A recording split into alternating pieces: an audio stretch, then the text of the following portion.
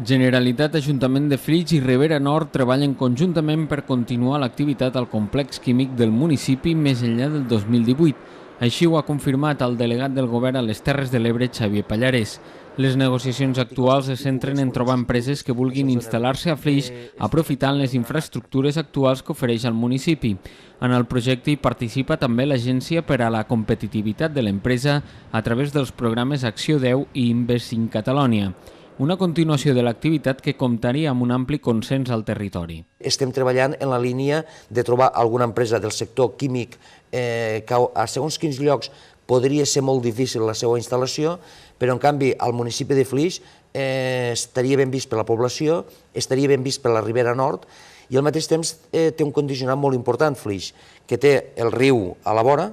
en una concessió d'aigua d'aquest mateix riu Ebre,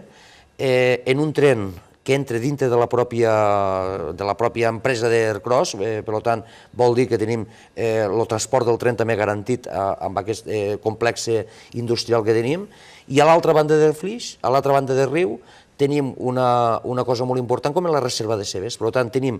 la màxima protecció a una llera de riu, com és la reserva de Cebes,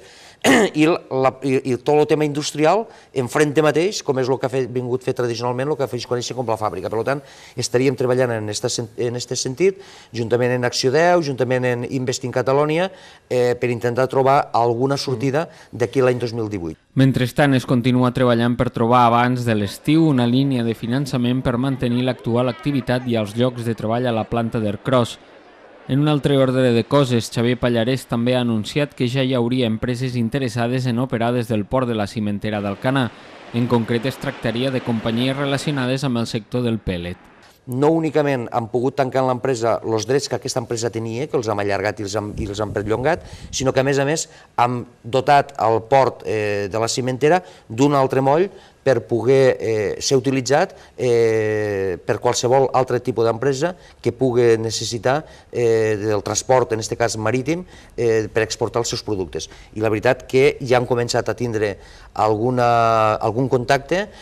bàsicament en indústries del pèl·let, que estan utilitzant el port de Tarragona i podria ser que utilitzaren el port d'Alcanar. Xavier Pallarès va parlar d'aquestes i altres qüestions d'actualitat en el transcurs d'una entrevista al programa L'Ebre al dia, on també va anunciar que aquest mateix dimecres rebrà de mans del ministre Arias Cañete el diploma que acredita les Terres de l'Ebre com a reserva de la biosfera.